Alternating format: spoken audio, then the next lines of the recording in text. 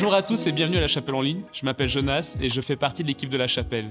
Si c'est une de tes premières fois, bienvenue à toi. Je suis heureux que tu sois là. Cette semaine, on continue notre série sur les miracles de Jésus avec un message de Pasteur Loïc. On l'écoute et on se retrouve après. Hey, c'est vraiment bon de vous voir. Et je voulais vous parler un peu de ma vie il y a quelques années, quand j'étais plus jeune.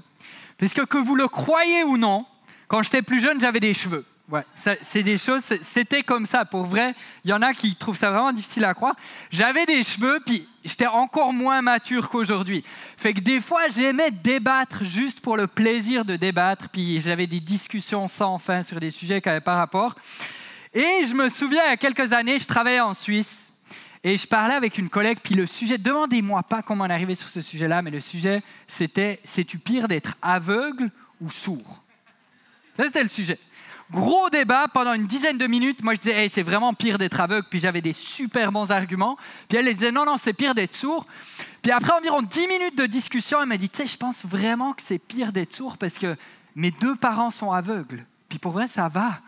Et là, moi, j'ai commencé à creuser un trou pour disparaître. Puis Dieu m'a parlé, m'a dit, tu sais, des fois, il faut juste être un peu plus chill sur les sujets que tu connais pas. En tout cas, malgré tout ça, je pense toujours qu'être aveugle, c'est tout un défi. Mais être aveugle du temps de Jésus, c'était quelque chose. Être aveugle du temps de Jésus, ça signifiait être condamné à mendier. Tu ne pouvais pas travailler, tu ne pouvais pas gagner ta vie, tu étais condamné à mendier.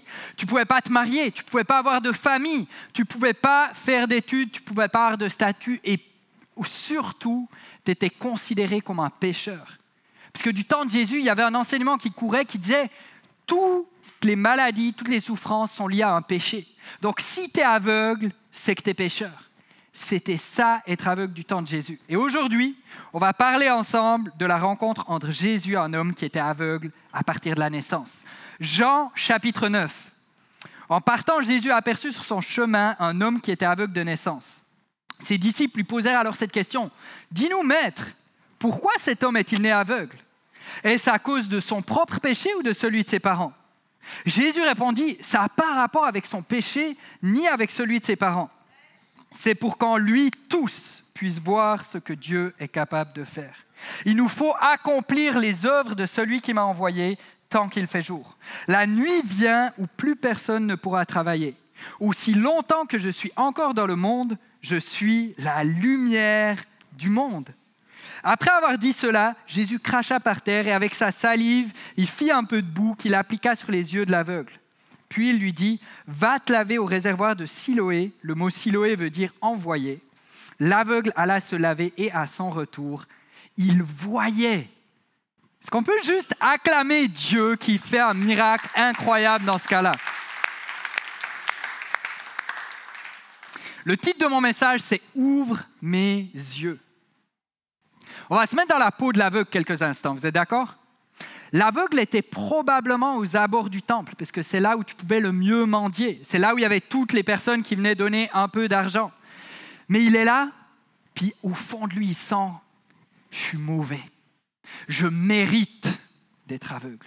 C'est parce que je suis pécheur que je suis aveugle, je suis indigne. » Et là, il y a toutes les personnes qui passent, qui sont dignes, toutes les personnes qui vont adorer au temple, tous les gens bien. Puis les gens bien, ils lui donnent une petite pièce. Puis là, il se sent encore un peu mieux. Mais moi, je suis indigne. Puis là, tout d'un coup, il y a quelqu'un qui s'arrête. Puis il ne le voit pas. Mais il sent qu'il y a quelque chose de spécial. Et là, il sent, oh, OK, c'est Jésus, le fameux Jésus dont tout le monde parle, qui s'arrête. Waouh, OK, il y a quelque chose qui se passe. Lui, il ne cherchait pas Jésus. Il était incapable de le voir. Incapable de voir Jésus, donc incapable de le chercher. Mais Jésus l'a vu. Et j'aimerais juste dire à quelqu'un, peut-être que tu as été invité ce matin. Ça fait des mois que quelqu'un te tanne pour que tu viennes à l'église. Puis il dit, tu verras, ça va être le fun, viens à la chapelle, tu verras, c'est pas aussi bizarre peut-être que tu penses. Fait que viens à la chapelle, puis t'es venu aujourd'hui. Mais tu cherches vraiment pas Jésus. J'aimerais te dire, je crois que Jésus te cherche ce matin. Je crois que si tu es là, c'est que Jésus a un rendez-vous avec toi. Ou peut-être quelqu'un, tu es là ce matin et tu te sens invisible.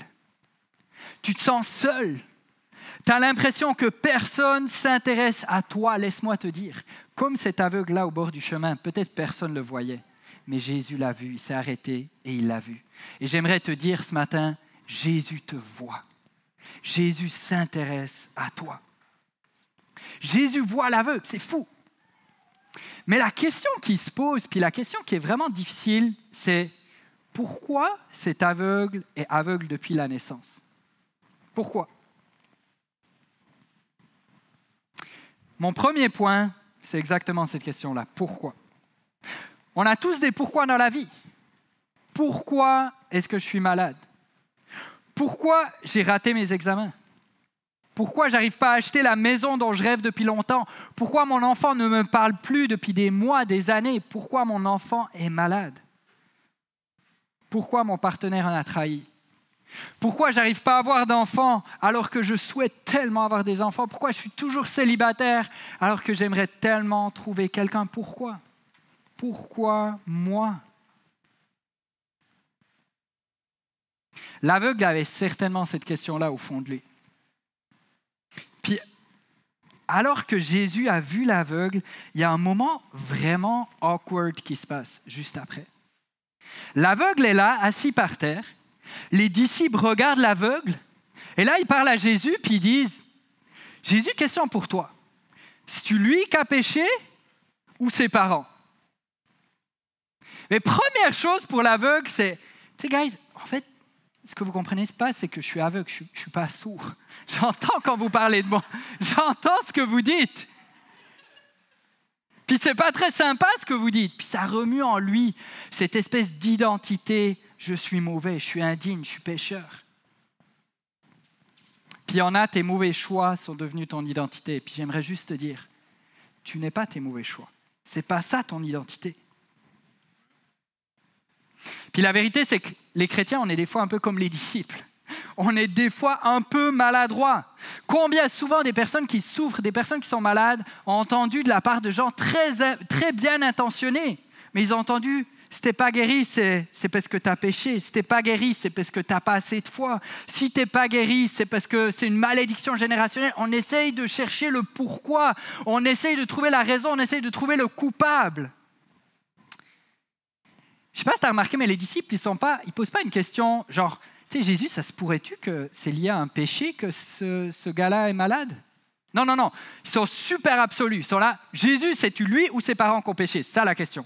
Ça s'arrête là. Puis c'est normal, parce qu'à l'époque, c'était ça l'enseignement. À l'époque, on enseignait, si tu es malade, si tu souffres, c'est que tu as commis un péché dans ta vie. Puis c'était ça le cadre de vie juif. Si je vais bien, si ma vie va bien, c'est que j'agis bien. Si ma vie va mal, c'est que je désobéis à Dieu. Puis on se basait sur Deutéronome pour ça. Puis c'est sûr que la souffrance et la maladie sont entrées dans le monde à travers le péché. Genèse 3. Et parfois, la souffrance est liée à certains mauvais choix, à certaines mauvaises décisions que tu as faites. Exemple, si à la fin de la réunion, au lieu d'aller dans le parc Père Marquette faire du sport avec tout le monde, tu décides que tu as le goût d'aller braquer une banque, parce que ça te prend un peu d'argent pour tes vacances d'été, puis si tu veux vraiment te faire un bel été en 2024, et que tu te fais pogner, tu finis en prison et que ce soir, tu dors dans une cellule. Il ne faudra pas blâmer Dieu ce soir. Si c'est inconfortable ce soir, tu peux blâmer une seule personne, c'est toi-même. Parfois, il y a un lien très direct entre des mauvais choix, des péchés et la souffrance. Mais dans la Bible, on voit toujours à nouveau que la souffrance individuelle n'a pas forcément de rapport avec le péché. Exemple, Job. Job 1, verset 1. Il y avait au pays d'Ouz un homme appelé Job. C'était un homme intègre et droit. Un homme qui craignait Dieu et qui évitait de faire le mal. Rien à lui reprocher. Et pourtant, Job a perdu ses biens. Job a perdu sa santé, sa famille, il a souffert de façon atroce. Puis ses amis lui disaient, Job, c'est quoi ton péché? Job, il faut que tu te repentes. Il faut que tu reviennes à Dieu. C'est quoi l'erreur que tu as faite? Hey, je te souhaite vraiment d'autres amis que les amis de Job dans la vie. Mais la vérité, c'est qu'on est souvent comme les amis de Job. Il y a comme un mécanisme inconscient où on va se dire, mais peut-être qu'il y a une petite responsabilité quand même à sa souffrance. Le psychologue social Melvin Lerner a développé un concept qui s'appelle la croyance en un monde juste. C'est un biais cognitif qui dit que je mérite ce que j'obtiens et j'obtiens ce que je mérite.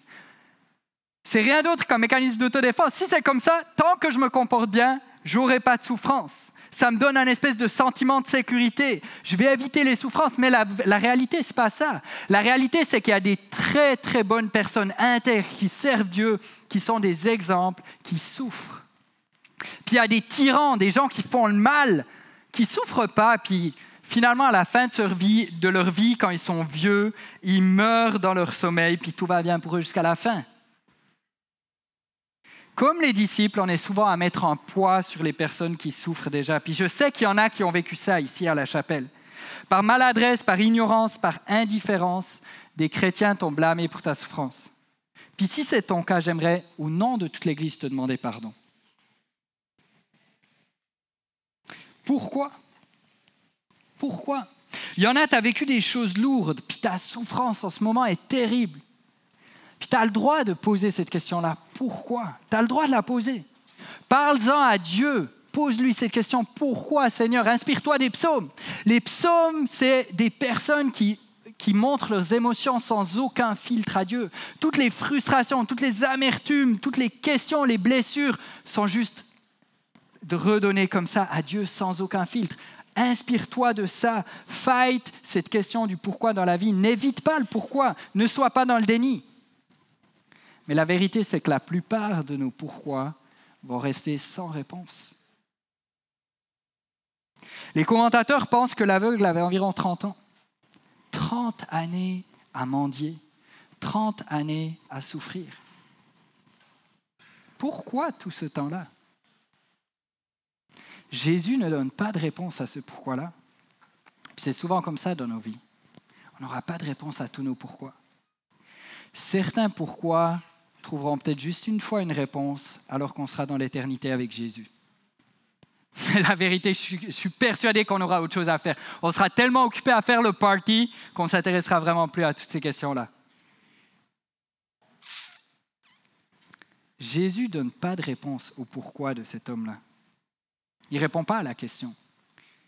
Mais ce que Jésus va faire, c'est qu'il change la question. Ce que Jésus va dire, il va leur ouvrir les yeux et il va leur dire, c'est pour que tu vois ce que Dieu est capable de faire. Amen.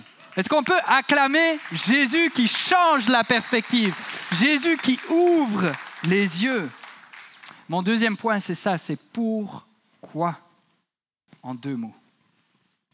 Qu'est-ce que Dieu peut faire dans cette situation? Jésus nous invite à passer du pourquoi au pourquoi. Il nous invite à changer de perspective. Comment Dieu peut utiliser ma souffrance? Comment Dieu peut manifester sa puissance? Comment Dieu peut montrer de quoi il est capable dans ma vie? Et comment ça peut se faire dans ma vie? Comment l'œuvre de Dieu peut se manifester dans ma vie? Ça peut se manifester en me protégeant de la souffrance.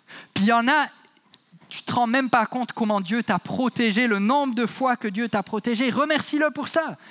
Mais Dieu peut manifester sa gloire dans nos vies en nous délivrant de la souffrance. Puis tu as vécu un miracle, tu as vécu une guérison, tu as vécu une restauration miraculeuse. Puis si c'est ça que tu as vécu, n'oublie jamais de remercier Dieu. Passe pas juste à la suite, remercie Dieu parce qu'il a manifesté sa gloire dans ta vie. Mais une autre façon dont Dieu peut manifester son œuvre dans ta vie, c'est en te portant de façon surnaturelle à travers la souffrance.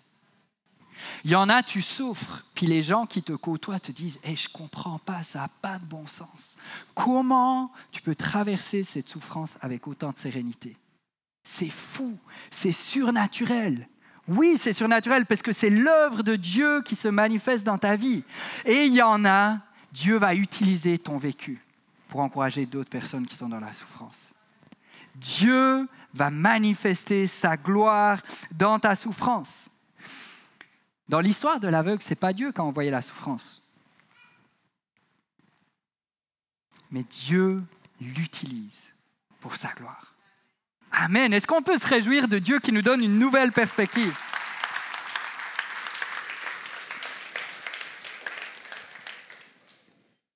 Ce matin, j'aimerais t'inviter de la route du pourquoi au pourquoi. J'aimerais t'inviter sur cette route, puis je suis conscient que c'est une route. C'est un chemin, ça prend du temps, ça ne se fait pas en un claquement de doigts. Mais j'aimerais t'inviter ce matin à t'engager sur cette route-là, à commencer à poser la question, mon Dieu, pourquoi tu peux utiliser ça? Qu'est-ce que tu peux faire avec cette situation dans ma vie? Qu'est-ce que tu peux faire de cette circonstance-là que je ne comprends pas dans ma vie? Comment tu peux utiliser ça pour ta gloire?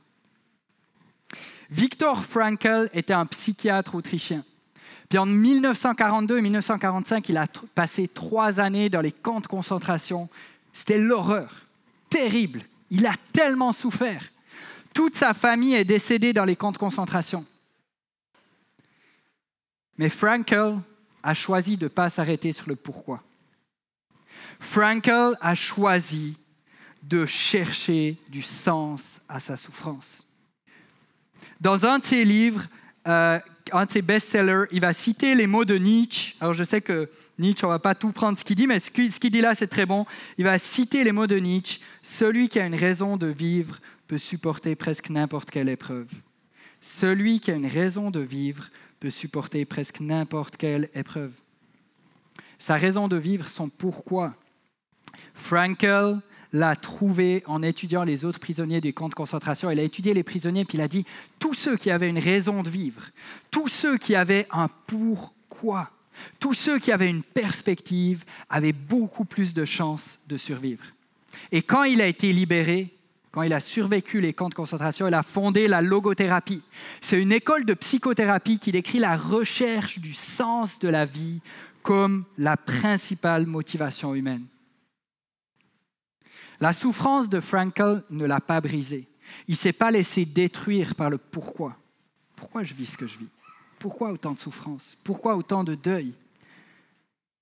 Mais sa souffrance lui a permis d'acquérir une profonde compréhension de la condition humaine. Et grâce à ses travaux et ses écrits, ça a donné de l'espoir et une orientation à des milliers et des millions probablement de personnes qui étaient confrontées avec leurs difficultés, qui étaient confrontées avec leurs souffrances. Frankl est passé du pourquoi en un mot au pourquoi en 2 mots. Et en disant que ce que ça te prend, c'est un sens à ta vie.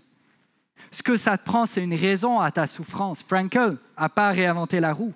Frankl a juste repris ce que Jésus est en train d'enseigner à ses disciples dans le texte qu'on vient de lire. Jésus nous invite de passer du pourquoi au pourquoi. Mais maintenant, il y a un message pour les disciples au verset 4. Le verset 4 dit « Tant qu'il fait jour, il faut que nous accomplissions les œuvres de celui qui m'a envoyé. La nuit vient où personne ne peut faire aucune œuvre. » Pourquoi le « nous » dans ce texte? On dirait que ça ne fit pas super bien avec la phrase, mais c'est parce que Jésus inclut les disciples à ce qu'il va faire. Et qu'est-ce que Jésus est en train de faire? Jésus est en train de faire une guérison. Jésus est en train de faire un miracle. Jésus est en train de restaurer la vue de cet homme. Et il inclut les disciples dans ce miracle-là. Le message de Jésus aux disciples est très clair. Jésus, c'est comme s'il leur disait, face à la souffrance, arrêtez vos débats théologiques, arrêtez de chercher le coupable, arrêtez de vous nourrir du pourquoi, mais agissez, montrez la compassion de Dieu. Chacun qui est ici, quand tu vois quelqu'un qui souffre, t'es appelé à contribuer à sa guérison, à contribuer à sa restauration, contribuer à soulager sa souffrance. Comment tu peux t'associer à Jésus pour faire son œuvre de restauration dans la vie des gens autour de toi? Tant qu'il fait jour, c'est-à-dire tant que tu vis, tu es appelé à faire les œuvres de Dieu. Est-ce qu'il y a quelqu'un qui est prêt à s'engager, à faire les œuvres de Dieu?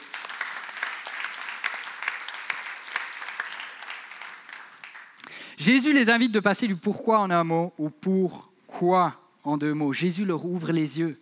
Mais le texte ne s'arrête pas là. Jésus fait un miracle. Et mon 3e point, c'est le plus grand miracle. Jésus prend de la salive, la mélange à la terre, il en fait une pâte et la met sur les yeux de l'aveugle. Pourquoi il fait ça? La réponse? J'en ai aucune idée. Mais Jésus est Dieu, il a le droit de faire ce qu'il veut. Fait que si c'est comme ça qu'il veut guérir un malade, il peut le faire. Jésus fait ça, il l'envoie se laver, puis là, le malade est guéri. C'est fou, c'est incroyable, un miracle incroyable. Un aveugle de naissance qui n'a jamais vu commence à voir, il commence à distinguer des choses. C'est incroyable. Puis, by the way, Jésus ne lui redonne pas seulement la vue. En lui redonnant la vue, Jésus lui redonne la vie, puisqu'il peut recommencer à vivre. Il peut recommencer à faire une formation, à aller travailler, à se réintégrer à la société. Il peut recommencer à vivre. Le miracle est incroyable. Mais je crois que ce texte, le chapitre au complet de Jean 9, nous montre un miracle encore plus grand. Ma question pour vous ce matin, c'est quoi le plus grand miracle de l'histoire?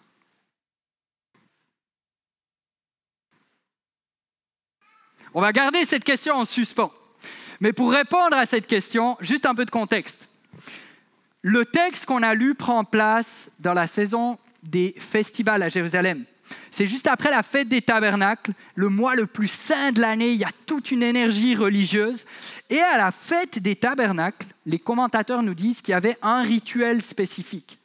C'est que le grand prêtre allait avec un flacon doré chercher de l'eau dans la piscine de Siloé, la fameuse piscine, et il versait ça sur l'autel au temple, et cette eau-là avait une signification symbolique. Ça signifiait que Dieu pourvoit, et ça signifiait qu'un jour, le Messie allait venir et qu'il allait donner le Saint-Esprit. Et que le Messie allait restaurer toute chose. Ça signifiait tout ça. Et pendant la fête des tabernacles, Jésus fait un truc hyper surprenant. Jean 7, 37. Le dernier jour de la fête, le jour le plus solennel, Jésus se tint devant la foule et lança à pleine voix: « Si quelqu'un a soif, qu'il vienne à moi, et que celui qui croit en moi boive. Car comme le dit l'Écriture, des fleuves d'eau vive jailliront de lui. » Qu'est-ce qui se passe ici? C'est comme si Jésus dit: « Guys, ce que vous faites avec ce rituel à chaque année, je suis venu le réaliser. Vous attendez le Messie, vous attendez celui qui doit restaurer toute chose, vous attendez celui qui va vous guérir, vous ouvrir les yeux. C'est moi. » Puis ça, mes amis, c'est choquant. Pour les pharisiens, les chefs religieux de l'époque, c'est un scandale. C'est un blasphème. Ils disent: « Yo, ça ne marche pas.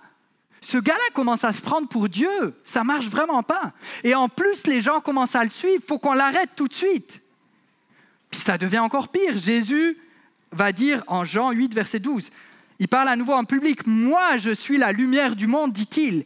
Celui qui me suit ne marchera pas dans les ténèbres. Il aura la lumière de la vie. » Jésus vient dire: « Guys, je vais vous apporter la lumière. Vous étiez dans les ténèbres. Je vais vous éclairer. Je vais vous apporter la lumière. » Jean 8, 58, ça devient encore pire. Jésus va dire: « Vraiment, je vous l'assure, avant qu'Abraham soit venu à l'existence, moi, je suis. » Ce terme « je suis », c'est la façon dont Dieu s'est présenté. Exode 3, 14, « je suis ». Dieu s'est présenté comme ça. Donc, ce que Jésus est en train de dire, c'est: « Hey, je suis Dieu. Je suis celui qui est. Je suis Dieu. » Donc là, c'est chaud à fond, là. Hey, le gars, là, sérieusement, là, ça fait 3 fois qu'il commence à se prendre pour Dieu. C'est vraiment intense. Donc, les chefs religieux, ils essayent de lapider. Puis ça dit, Jésus, il s'échappe, il part. On ne sait pas comment il part. Puis la prochaine affaire qu'on lit dans notre Bible, c'est Jean chapitre 9, le texte qu'on a lu ensemble. Le miracle d'un aveugle qui commence à voir. Puis le miracle de l'aveugle qui voit est incroyable. Mais il y a une signification profonde pour les gens qui assistent à ce miracle. Parce que c'est la première fois qu'un aveugle de naissance est guéri. C'était jamais arrivé avant. Et dans tout l'Ancien Testament, il n'y a jamais eu de guérison d'aveugles, mais Jésus en a guéri 7. Et pourquoi c'est significatif? Pourquoi la guérison d'un aveugle a autant d'importance? C'est parce que pour les Juifs, ça leur fait référence à des textes qu'ils connaissent très bien. C'est des textes de Ésaïe 29, 18. « En ce jour-là, supposez le jour où le Messie va venir, celui qui va restaurer toute chose, celui qui va ramener l'espoir. En ce jour-là, les sourds même entendront les paroles du livre et, sortant des ténèbres et de l'obscurité, les yeux des aveugles verront. » Ésaïe 35,5. Ce jour-là s'ouvriront les oreilles des sourds et les yeux des aveugles. Ésaïe 42,7. Moi, l'Éternel, je t'ai appelé pour ouvrir les yeux des aveugles. C'est ça qui se passe. Puis ce miracle, il pose une grande question. Est-ce que ce Jésus-là qui vient de faire le miracle, est-ce que ce Jésus-là serait le Messie, serait celui qu'on attend? Est-ce que ce serait l'envoyé de Dieu? Puis d'un côté, il y a les pharisiens, les chefs religieux de l'époque, ceux qui savent. Et eux, ils étudient la Bible, ils connaissent tout, mais ils rejettent Jésus. Ils disent non, non, non, ce gars-là, c'est un pécheur. Il a fait un miracle le jour du sabbat. Non, non, non, c'est certainement pas le Messie. Ils pensent voir, mais ils sont aveugles. Ils pensent que leurs yeux sont ouverts, mais en fait, leurs yeux sont fermés pour le plus grand miracle. Puis de l'autre côté, il y a l'homme aveugle.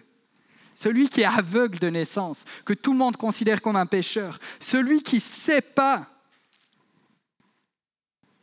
Puis on voit comment ses yeux s'ouvrent tranquillement, pas vite dans le courant du chapitre. Au verset 11, il dit « L'homme qui s'appelle Jésus ». Il ne sait pas trop qui c'est, il sait juste qu'il s'appelle Jésus. Au verset 17, il va dire « C'est sûrement un prophète ». Au verset 25, il dit « J'étais aveugle et je vois ». Il dit hey, « Cet homme-là a fait quelque chose dans ma vie. C'est fou, il y a un truc de fou qui vient de se passer. » Au verset 33, il va dire « Jésus, il vient de Dieu. » Il commence à réaliser probablement que c'est le Messie. Et au verset 38, il dit « Je crois, Seigneur. » Et il se prosterne devant Jésus. Alors je vous repose la question, c'est quoi le plus grand miracle de l'histoire?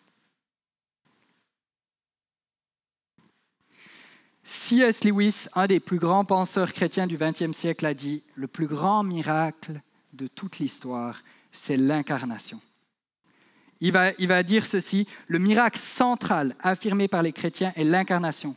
Ils disent que Dieu s'est fait homme. Tous les autres miracles le préparent, l'illustrent ou en découlent. Ce que cet homme a vécu, c'est le plus grand miracle. Pourquoi? Parce qu'il a vécu, il a vu le Dieu Tout-Puissant qui s'est fait homme. Le Dieu créateur de toutes choses. Le commencement et la fin de toutes choses. Le Tout-Puissant, celui qui est au-dessus de tout, il a choisi de venir dans sa création par son Fils. Il n'y a pas de plus grand miracle, il n'y a pas de plus grand acte d'amour. Waouh! Dieu, ce n'est pas juste une puissance cosmique quelque part dans l'univers. Dieu, ce n'est pas juste un grand horloger qui s'assure que tout fonctionne bien. Dieu, il est là. Il est présent. Il va à la rencontre de l'aveugle et de la même manière, il vient à ta rencontre. Dieu a touché l'aveugle et de la même manière, il veut te toucher toi. Dieu est venu parmi nous. C'est ça le plus grand des miracles. Jésus est Dieu qui est venu parmi nous.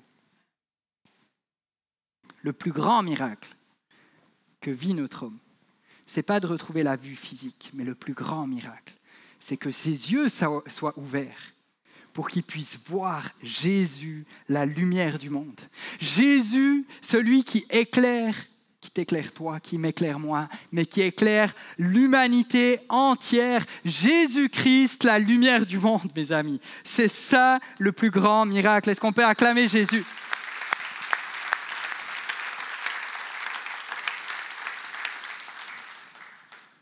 On a tous besoin de la lumière du monde.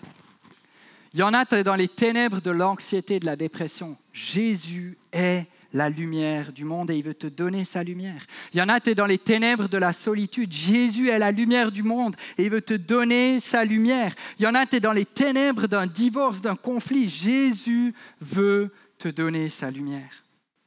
Puis Jésus ne veut pas seulement te donner la lumière pour tes situations, tes circonstances, mais Jésus veut te redonner la vie. Jésus veut te donner la vie éternelle, la vie spirituelle, une vie qui dure pour toujours. Quelle progression dans ce chapitre! On commence avec un aveugle qui se pose la question du pourquoi. Pourquoi il m'arrive ce qui m'arrive? Il est dans les ténèbres du pourquoi. Puis Jésus ouvre ses yeux pour donner un sens à sa souffrance. Jésus ouvre ses yeux physiquement en le guérissant. Il manifeste ce qu'il est capable de faire. L'aveugle voit à nouveau. L'aveugle peut recommencer à vivre. Mais Jésus ouvre encore beaucoup plus ses yeux. Il permet à cet aveugle-là de voir la lumière du monde. Jésus lui permet de voir Dieu qui est parmi nous. Dieu qui s'est fait homme. Dieu qui est le seul qui peut donner une vie éternelle. Celui qui peut donner cette vie qui ne s'arrête jamais, une vie de bonheur, de joie, de paix, qui ne dépend pas des circonstances. Une vie que même la mort ne peut pas lui prendre. L'aveugle a vécu le plus grand miracle de tous les temps. Il a vu Jésus qui est Dieu parmi nous. Jésus qui est proche. Jésus qui nous comprend. Jésus qui est avec nous. Quelle bonne nouvelle, mes amis! Puis la bonne nouvelle, c'est que cette vie éternelle que Jésus veut lui donner, cette vie éternelle, c'est une vie qui est accessible à chacun d'entre nous. C'est une vie qui est accessible pour toi, c'est une vie qui est accessible pour moi. Une majorité d'entre nous, on n'est pas aveugles physiquement. Mais la vérité, c'est qu'on est tous des aveugles de naissance spirituellement. On a tous besoin que Jésus vienne éclairer notre vie. On a tous besoin que Jésus nous montre sa lumière. On a tous besoin de la lumière du monde. Puis peut-être que toi, tu es ici puis tu n'es pas du tout en relation avec Jésus. C'est tout nouveau pour toi. Peut-être c'est la première fois que tu entends parler de tout ça. Peut-être que tu n'as pas tout compris, puis c'est bien correct. J'aimerais juste te dire, Jésus te cherche. Jésus te voit. Jésus veut te redonner la vie. Puis qu'est-ce que l'aveugle a dû faire pour vivre le miracle? Pour vivre le miracle, l'aveugle a dû obéir. Parce que Jésus lui a dit, va te laver dans la piscine de Siloé. Et on pense que la piscine de Siloé, c'était environ 800 mètres à parcourir. Et il faut s'imaginer, Jérusalem était remplie de pèlerins, il y avait du monde partout. L'aveugle a dû se lever en tâtonnant avec la boue sur les yeux, essayer de traverser la foule de pèlerins pour aller jusqu'à la piscine de Siloé. Il a dû obéir. Sans cette obéissance, il n'aurait pas pu voir le miracle. Et nous aussi aujourd'hui, Dieu nous offre le miracle de la vie nouvelle. Dieu nous offre le miracle que nos péchés soient pardonnés. Dieu nous offre le miracle qu'on puisse avoir une relation avec lui. Il nous offre le miracle d'une vie nouvelle. Mais pour ça, ça prend l'obéissance. Marc 1, verset 15. Le moment est arrivé, le royaume de Dieu est proche. Changez d'attitude et croyez à la bonne nouvelle. L'obéissance que Jésus demande de nous, il y a 2 volets. Le premier volet, c'est changer d'attitude ou changer de direction. C'est comme si tu marches dans cette direction-là, puis tu suis ton propre chemin, tu suis tes propres pensées, tu suis tes propres désirs, tu vis dans tes propres péchés, puis là, ça te prend un changement radical. Ça te prend un demi-tour pour suivre Jésus, pour lui dire, OK, c'est toi le Seigneur de ma vie, c'est toi qui vas diriger ma vie. Je veux laisser derrière moi mon ancienne vie, puis je veux me tourner vers toi. Première obéissance, c'est changer de direction. Puis deuxième aspect de l'obéissance, c'est croire à la bonne nouvelle. La bonne nouvelle, c'est que Dieu, le Créateur Tout-Puissant, est venu dans le monde. Que Jésus, le Fils de Dieu, est proche de toi, qui t'aime, qu'il a un plan pour ta vie, qu'il n'est pas indifférent à ta situation, qu'il n'est pas indifférent à tes défis et qu'il veut te donner une vie éternelle, pleine et parfaite. J'aimerais terminer avec l'histoire d'un homme qui a vécu un parcours similaire à l'aveugle de Jean 9. C'est Nick Wojcik. Excusez-moi pour la prononciation, je trouve ça vraiment difficile à prononcer ce nom, mais on va l'appeler Nick. Okay? Nick, c'est quelqu'un qui est né, vous voyez son image, vous le connaissez peut-être, c'est un orateur qui parle devant des milliers de personnes. C'est fou l'impact qu'il a, ce gars-là, mais il est né sans bras ni jambes. Pourquoi? On ne sait pas. Puis il était très résilient quand il était jeune, mais entre 8 et 13 ans, il a subi beaucoup de harcèlement scolaire, il a subi beaucoup de moqueries, beaucoup de rejets, puis il est tombé dans une dépression profonde. Il était tellement en dépression qu'il a fait une tentative de suicide, il a voulu mettre un terme à sa vie. Et il était convaincu qu'il n'y avait pas d'espoir, il était convaincu que Dieu n'existait pas, ou que si Dieu existait, il n'était juste pas bon. Puis Nick a prié pour un miracle. Il a prié avec foi. mais il n'a pas vécu de miracle. À 15 ans, il a lu le texte qu'on a lu ensemble ce matin. Il a lu le texte de l'aveugle de naissance en Jean 9. Puis là, il a dit, hey, c'est fou. Personne ne savait pourquoi cet homme était aveugle. Il n'y avait pas de réponse au pourquoi. Personne ne sait pourquoi moi, je suis né sans bras ni jambes. Je n'ai pas non plus de réponse au pourquoi. Je m'identifie à cet aveugle. Mais Jésus a fait quelque chose d'incroyable. Il avait un plan pour la vie de cet aveugle. De la même manière, Jésus peut avoir un plan pour moi. Il est passé du pourquoi en un mot au pourquoi en deux mots. Puis à partir de ce moment-là, Dieu l'a utilisé d'une manière formidable. Dieu l'a utilisé pour encourager des milliers de personnes, des jeunes qui étaient suicidaires, des jeunes qui subissaient du harcèlement scolaire, qui ont subi des abus, des jeunes qui n'avaient plus d'espoir. Dieu a utilisé la souffrance de la vie de Nick pour encourager d'autres personnes. Puis aujourd'hui, Nick croit toujours au miracle. J'écoutais une vidéo la semaine passée où il disait « Je crois toujours au miracle. J'ai toujours une paire de chaussures dans mon armoire parce qu'on ne sait jamais. Si Dieu fait le miracle, je vais être prêt. »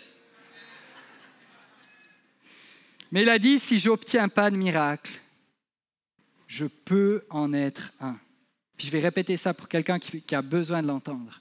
Si je n'obtiens pas le miracle dans ma vie, je peux être un miracle. Et la plus belle partie de l'histoire de Nick, c'est que Nick a vécu le plus grand des miracles. C'est que ses yeux ont été ouverts à la lumière du monde. Et il a dit, le plus grand miracle que j'ai vécu, c'est d'être sauvé, c'est d'être rempli du Saint-Esprit, c'est de rencontrer et de connaître Jésus, de sentir sa présence à travers toutes les circonstances de ma vie. Peu importe ce que je vais vivre, je vais le traverser avec Jésus. Nick représente des gens qui ont été guéris d'un cœur brisé et qui peuvent apporter l'espoir à tous ceux qui ont un cœur brisé. Si tu n'as pas eu de père, si ton conjoint t'a abandonné, tu as été abusé, tu as une maladie chronique, ton enfant est malade, ou simplement tu te questionnes sur le sens de la vie, ma prière ce matin, c'est que Jésus ouvre tes yeux. C'est que tu puisses voir la lumière du monde. Que tu puisses voir Dieu qui s'est fait homme et qui est là dans ta situation, dans ce que tu vis en ce moment et qui est là à côté de toi, qui s'arrête, qui prend le temps de te regarder. Même si tu as l'impression que les autres ne voient pas ta souffrance, Jésus voit ta souffrance.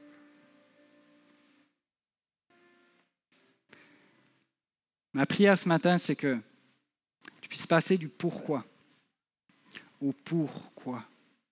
Que Jésus donne un nouveau sens aux circonstances que tu vis en ce moment. Ma prière ce matin, c'est que Dieu utilise les morceaux brisés de ta vie puis qu'il les rassemble pour redonner l'espoir autour de toi. Ma prière ce matin, c'est qu'alors que tu passes du pourquoi au pourquoi, tes yeux s'ouvrent encore plus pour que tu vois la lumière du monde. Est-ce que quelqu'un peut acclamer le Dieu de l'espoir, le Dieu de la restauration, le Dieu de la guérison, le Dieu qui nous donne de l'espoir malgré tout?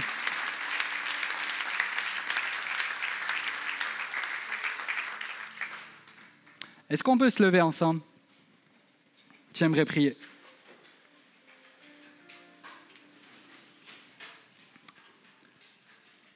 Seigneur Dieu, merci. Merci pour le Dieu tout-puissant que tu es. Merci pour le Dieu incroyable que tu es.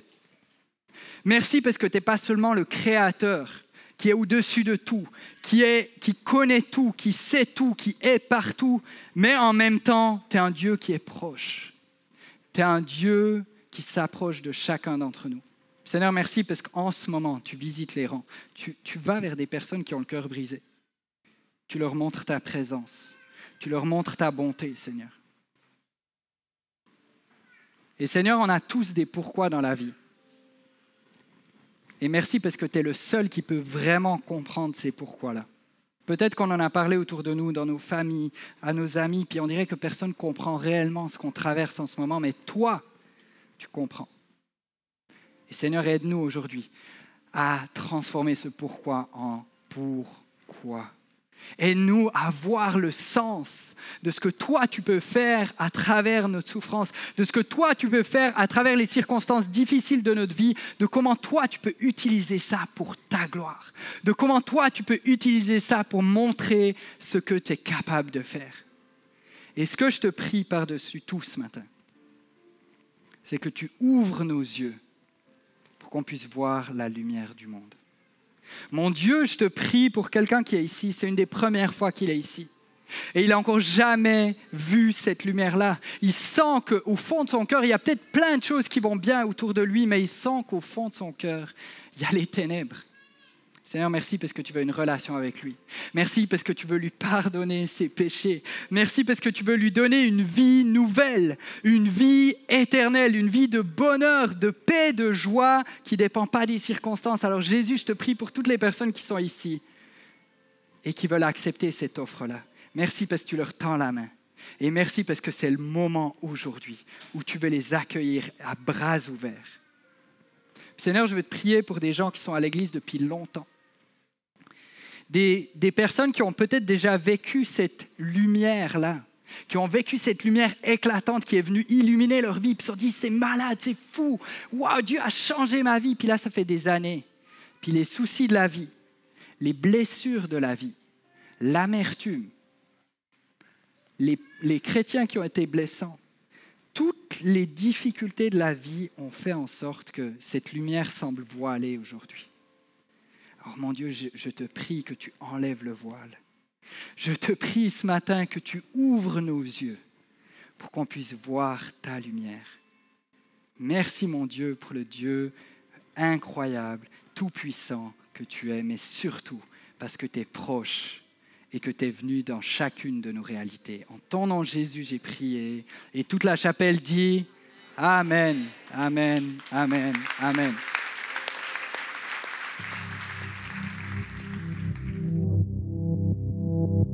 Rédempteur adorable,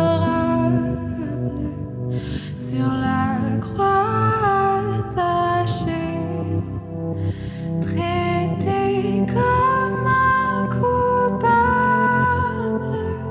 brisé pour mon péché. Ton angoisse suprême, ta douleur, ton tourment me disent vois, je t'aime, j'ai pris ton châtiment.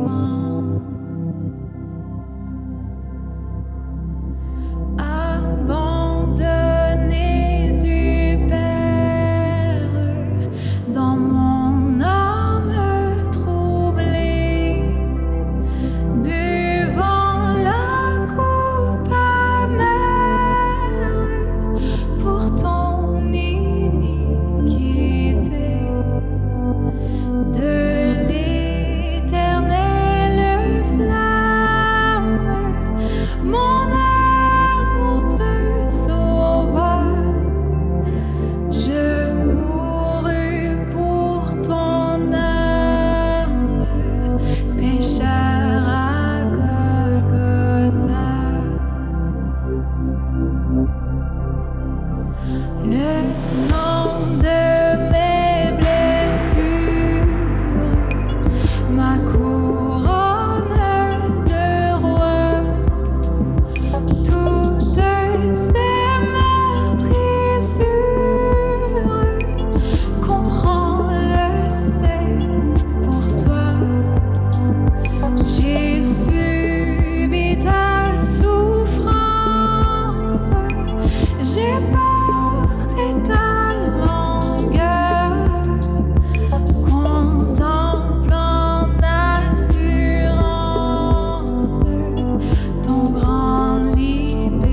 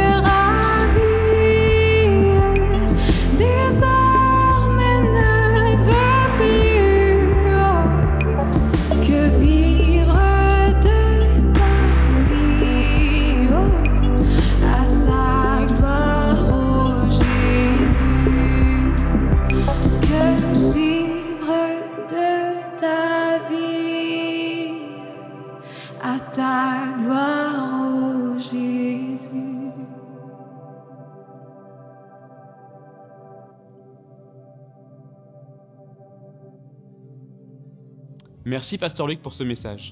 Comme l'aveugle, parfois on ne cherche pas Jésus et donc on ne le voit pas. Mais Jésus lui nous voit. Tu te demandes peut-être pourquoi, mais aujourd'hui Dieu t'appelle à passer au pourquoi et à changer ta perspective. Si tu n'obtiens pas le miracle, tu peux en être un. Prends en note, nos afters sont en pause pour l'été et seront de retour le 19 août avec le pasteur Loïc. Merci de donner régulièrement, c'est ce qui nous permet de vivre l'Église, que ce soit en ligne ou en personne. Tes dons contribuent aussi au projet de l'organisme J'aime ma ville. Tu peux faire un don en tout temps via notre application ou sur notre site web. Enfin, merci d'avoir été là pour notre réunion en ligne. Joins-toi à nous dimanche prochain en personne à Montréal-Gatineau ou encore ici en ligne sur notre chaîne YouTube. Passe une très bonne semaine et à bientôt.